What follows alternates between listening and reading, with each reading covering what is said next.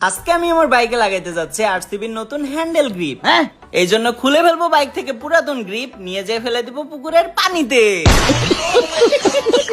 আর আজকের এই ভিডিওটা দেখার পর আমি শিওর আপনাদের মধ্যে অনেকেই কমেন্ট করবেন, এত পরিমাণ মডিফিকেশন করার পরেও ব্রেক আর ক্লাসটা কেন স্টক রাখছেন, এইটা কি চেঞ্জ করবেন না?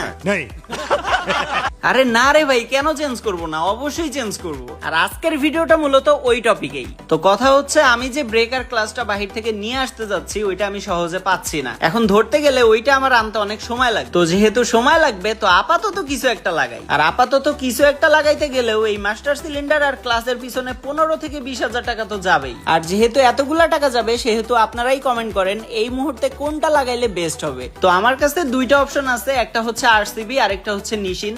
আমি চাচ্ছি এই দুইটার মধ্যে যে কোনো একটা লাগাইতে। নিশিনের দামটা একটু বেশি, ওইটা লাগাইলেও খারাপ হয় না, তবে আপনারা কমেন্টে জানাইতে পারেন। অথবা এই দুইটার থেকেও যদি বেস্ট কোনো অপশন আপনাদের কাছে থাকে, সেটাও আমাকে কমেন্টে জানাইতে পারেন। তো যাই হোক, এই টপিকের উপর ভিডিও বানাইতে এসে ভাই আমার যে অবস্থা, জাস্ট আমার পায়ের দিকে একটু লক্ষ্য করেন।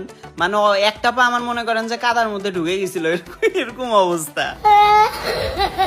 আর ইদানিং এত ঝড় বৃষ্টি হচ্ছে, মানে বাইক নিয়ে বাহিরে বের হয়ে কোনো শান্তি নাই। এক কথায় কাদা পানির মধ্যে বাইকের একদম 12টা বেজে যায়। বিশ্বাস করবেন না আপনারা, এই মাসে আমি বাইক ওয়াশ করছি মনে হয় 4 থেকে 5 বার। যদিও এতবার বাইক ওয়াশ করা একদমই ঠিক না। তো যাই হোক গাইজ, প্রায় সব মডিফিকেশন হয়ে গেলেও আমার বাইকের এখনো মাস্টার সিলিন্ডার ক্লাস লাগানো বাকি আছে।